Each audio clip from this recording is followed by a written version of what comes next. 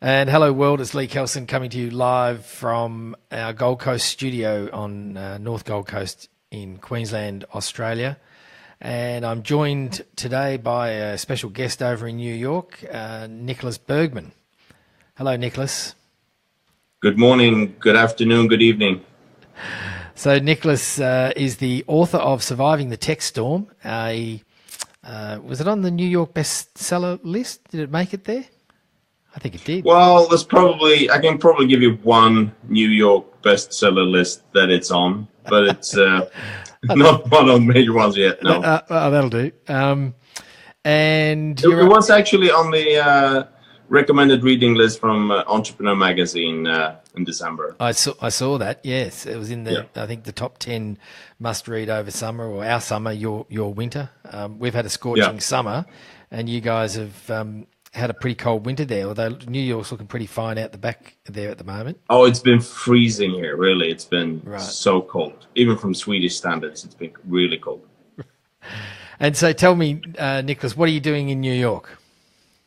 Well, there's a big retail conference, the future of retail. So I'm here. I've actually been vacationing with my family.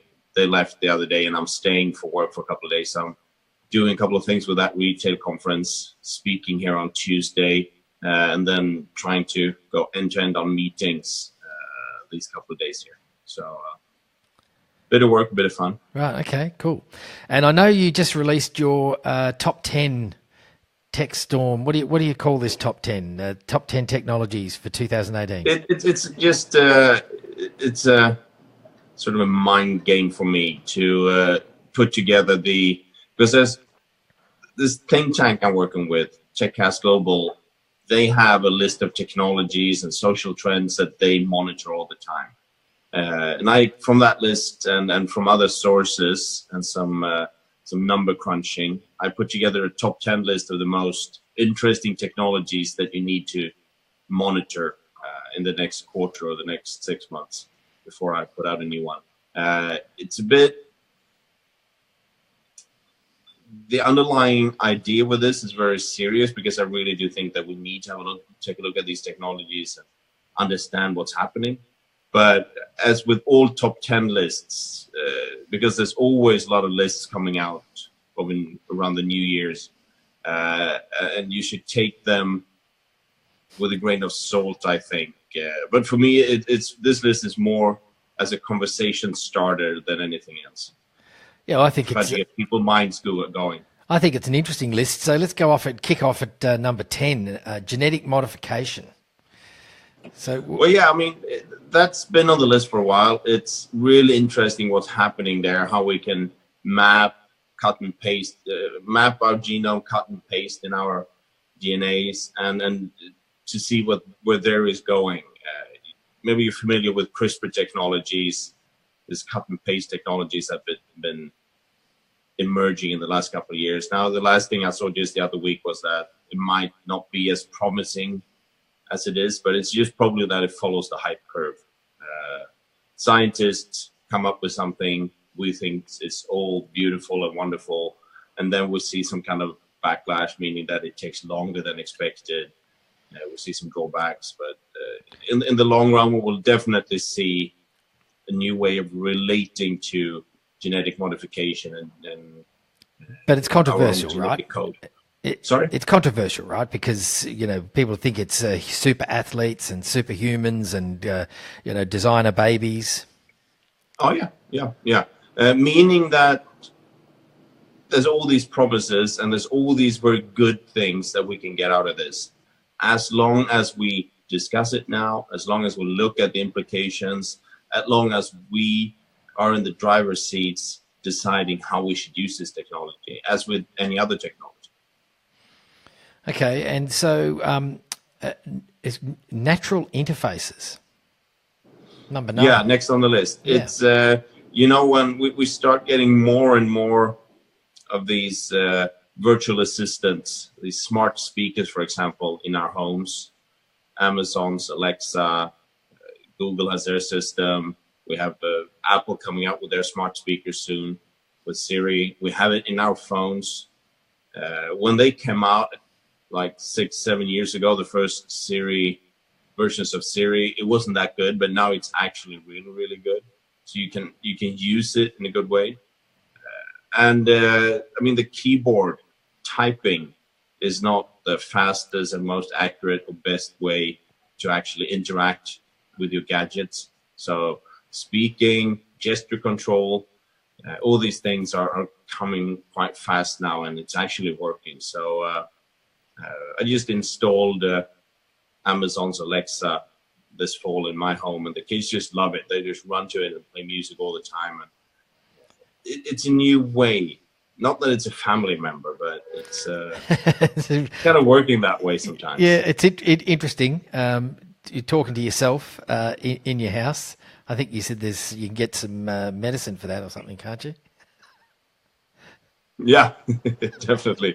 No, so we're going to see that coming quite fast now, I think. New ways of interacting with the gadgets around us. So I know number 8 on the list is an interesting one because you've just come back from Orlando just in the last week or so, I think. And I think you went and saw the SpaceX launch down there. Yeah, we managed to, they had a launch window on the Friday when we were there. Then they canceled, postponed it. And then actually we were still there on the Sunday evening when they had the new launch window, and we saw that. And it was just amazing to see. The power, the thrust in these things is just insane, mind-bending. Yeah, it's exciting. It's really cool, and the kids loved it. And it's so space technology is next on the list. Yes, it's. I mean, one thing is sending rockets up to space and with satellites. And in this case, it was some very secretive military technology that they sent up. They're doing launches with deliveries to the space station. So that's one part of that, which is maybe not commercially viable for bigger audience. Then we have, of course, these ideas about asteroid mining that they're looking at, colonizing the moon or Mars again. Not again, but these things that come up all the time. But even more interesting, I think, is these microsatellites that are being sent up now, meaning that we can map and monitor and take images of the Earth with very, very good resolution, meaning that can be used for analytics as another input into the big data systems that we're seeing now. And so that's really, really fascinating. How you can look at traffic, how you can look at parking lots at Walmart, or see how deep an oil tanker is in the water to see how full it is, and then calculate the oil price based on that, for example. So there's all these different things of doing analytics based on information you get from space. Right. Yeah, I think that's that SpaceX stuff is fantastic. So it's sort of taking it to the next level, isn't it? Really. Oh yeah. I mean, we talk about that when we saw the launch, and then we also saw the rocket landing, and that was really cool. Really cool. Getting that rocket to land, I think that's the amazing part. That's, we've seen them launch, but we've never seen them land before, and now they land. It's incredible. So moving on to number 7, neurotechnology. Yeah, it's new on the list. I've had it as a one more thing when I speak on these topics. We've seen some great interest in 2017 about how to connect your mind to a computer, how to control a computer through your mind and your brain waves. There's companies being started. There's some interesting development there. That's more on the commercial side of it. And then you have the medical side of it, where you see examples of they start treating different neurological implications with electrodes. There's a great video of a guy from your country, I think, with Parkinson, and it's just amazing what you can do with some quite, relatively speaking, quite simple surgery in that. And it's just really, really interesting that we tend to understand more and more about what's happening with the human brain, and then trying to find interesting applications of that. Smart robots, number 6. Well, robots has to be on the list. Yeah. It's gaining momentum, I think. It's been on the list for quite some time. We've seen it's been very, very hyped, but still more general humanoid robots, it's far, far away. We're not going to be there in the near future, definitely not. But what we've seen lately is also that very specific robot technologies, they totally disrupt specific industries. I saw one with an example from the oil rigs in the industry, where the number of employees is falling like this, and the number of rigs are falling like this up until a year and a half ago, when the number of oil rigs go up, but the number of employees are still falling, meaning that gap is definitely robot technologies that found a new application in that industry. So we see more and more of these examples when it comes to robotics, very specific robotic technologies aimed for one very narrow application, actually, and it's working.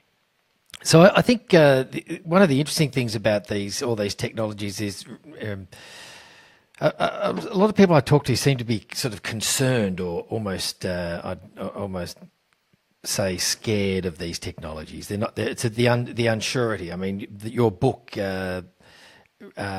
Surviving the Tech Storm, is about surviving these uncertain times. That's what we're in, right? Yeah. So, and I think we should. Yes, you need to be a bit skeptical. I think your whole approach to technology from a societal or a business perspective should be that, yes, you should be a bit skeptical, but you should also be optimistic and looking at the opportunities. But skeptical in that sense that you should not buy and accept anything that anyone is saying about these technologies of the future. You should make up your own mind and form your own opinions about this. Right. We're getting up to the interesting one that I want to ask you about specifically, but number 5 is the new energy solutions. That's one that's I find very interesting, and I think that's probably, to me, one of the most important ones. Yeah, same thing there. I mean, we're in an environment where we need to look at new energy solutions, and all countries in the world, all world leaders but one, totally agree on the fact that we need to do these things. We have had some interesting development recently where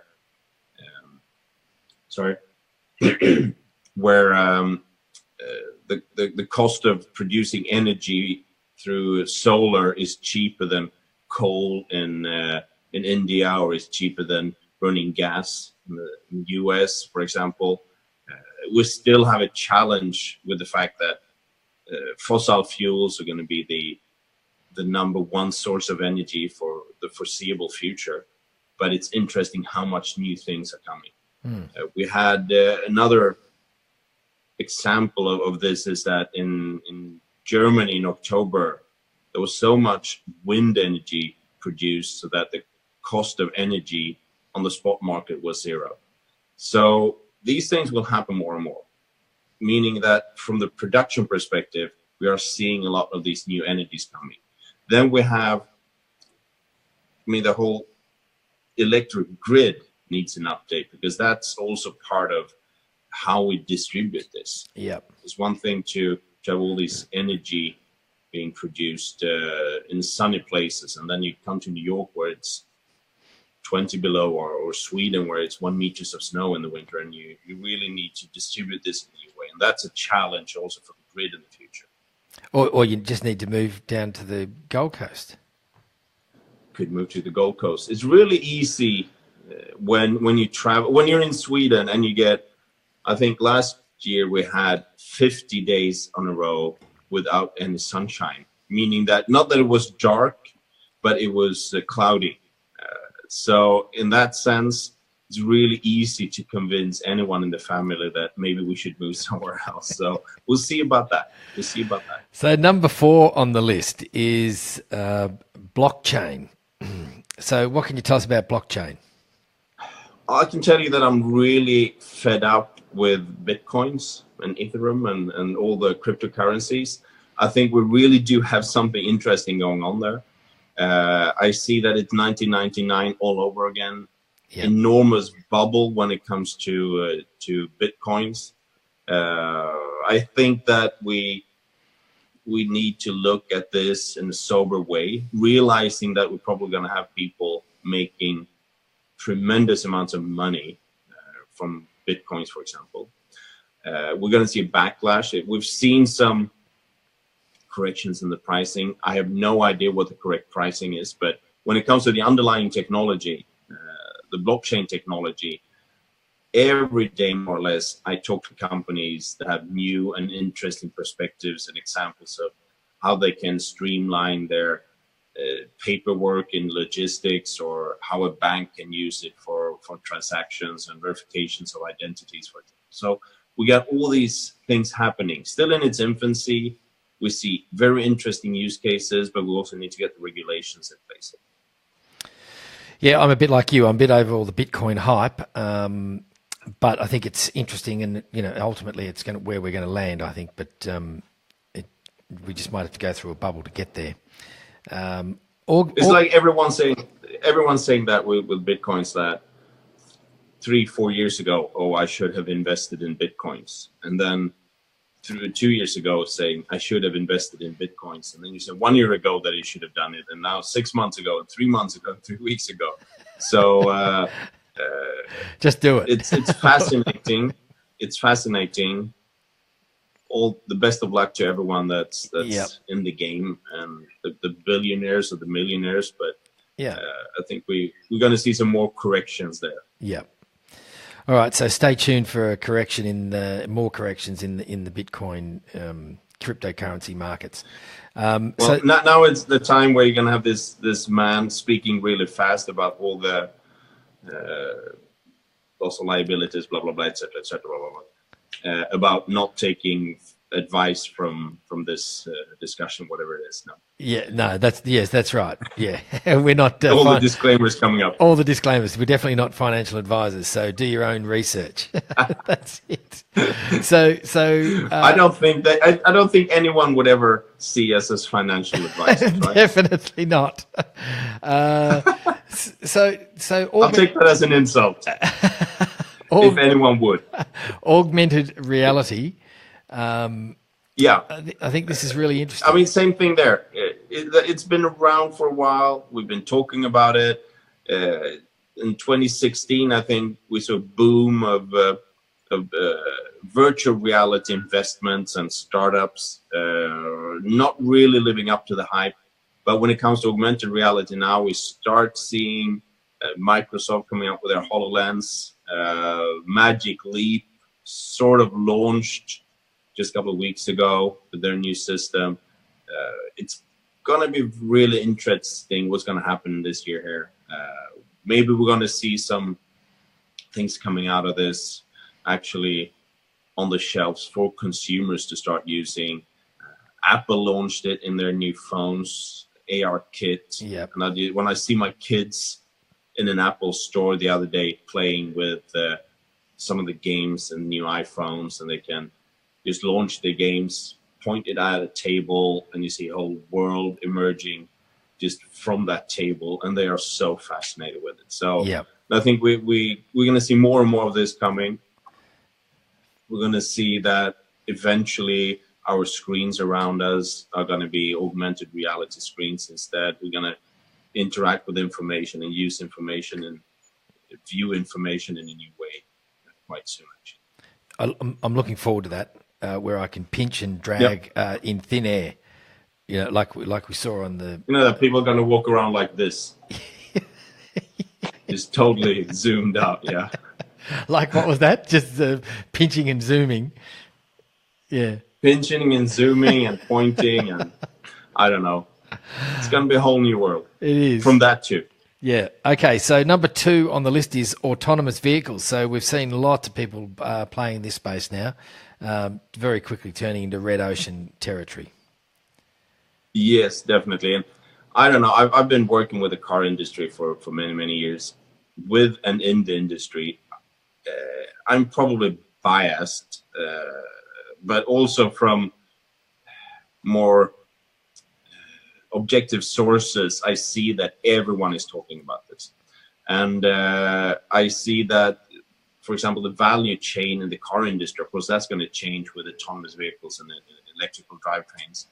We see in retail now, in this conference, everyone is talking about autonomous vehicles, because some of the most interesting discussions I've had the last couple of days here is with, not with maybe the retailers, but with the real estate companies owning the retail spaces. So if we get autonomous vehicles, we're going to think about transportation and mobility in whole new ways. We're going to see real estate that is attractive today, maybe not being attractive in the future, and vice versa. Because we're going to think about where we live, how we move around in a whole new different way. So yes, that's really interesting. So you're saying that the autonomous vehicles is going to bring on, it's not going to be such a consideration as doing the commute, because you'll be in an autonomous vehicle and you don't have to, you just sit there and read the paper or do some work. Yeah, of course. And I mean, for us now, we had a rental when we were driving around in Florida last week. It was a brand new Volvo SUV with pilot assist, lane control, this smart cruise control, meaning that the safety systems told me like every 15 or 30 seconds that 30 seconds maybe, that I needed to hold on to the wheel. But I didn't need to do that. When I was on a highway, it took care of itself. Kept in the lane, kept the speed. And that was just amazing. Scary the first maybe 3 minutes, and then you get very comfortable with it. Right. So imagine if that's fully autonomous. So instead of returning the rental car at the airport and flying to New York, maybe we just have this sleeping compartment that we just sit back, relax, watch a film, go to sleep. It takes us full speed up to New York. We wake up here in the morning.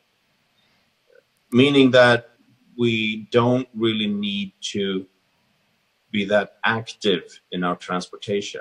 And we could plan the day, plan the week, plan the night in a totally different way. That's just one example. Yep. Wow. It sounds an exciting future. And artificial intelligence is number 1 on the list. Obviously been in the list for a long time. I think it might have even been number 1 before. Yeah. Yeah. So it's, to be honest, I'm a bit fed up with AI right now. There's all these great promises. It's going to change a lot. It's interesting when it comes to the startup environment, the investor activities. We're definitely reaching the top of the hype curve, the top of the bubble in AI soon, I think. It's, the opportunities are tremendous, amazing, and it's going to change a lot. But we really need to see some kind of sobriety in this, because it's, I don't know. Has it sort of been showing a lot of promise for a long time, but we haven't actually seen any sort of demonstrable outcomes from it? Is that what it is? Well, we see things. What companies like DeepMind has been doing lately, when, what is it, a year ago, where you had the new DeepMind software beating the world's best Go players. And then this fall, when the new DeepMind software is all self-taught, no human interaction, is beating the DeepMind software from earlier last year. So it's a tremendous development, but still we need to see this, all these interesting proofs of concept. We really need to take that down to actionable, useful business related or society related use cases where we actually get something relevant coming out of it. And we're starting to see that, yes, but as with any other technology in this like time where AI is right now, you got a lot of fortune seekers coming in, doing consulting, starting companies. We're going to do AI of this and AI of that. And when I met with companies 3 years ago working in an interesting space, and then you meet them again, and suddenly they're an AI company, but they haven't changed anything with their technology or anything with their business model, meaning that it's a hype around that. It was in clean tech 10 years ago, as it's been in mobile for many years. And so it's sort of a hype in that as well, of course. So there's always a lot of challenges. Sorry, go on. It is.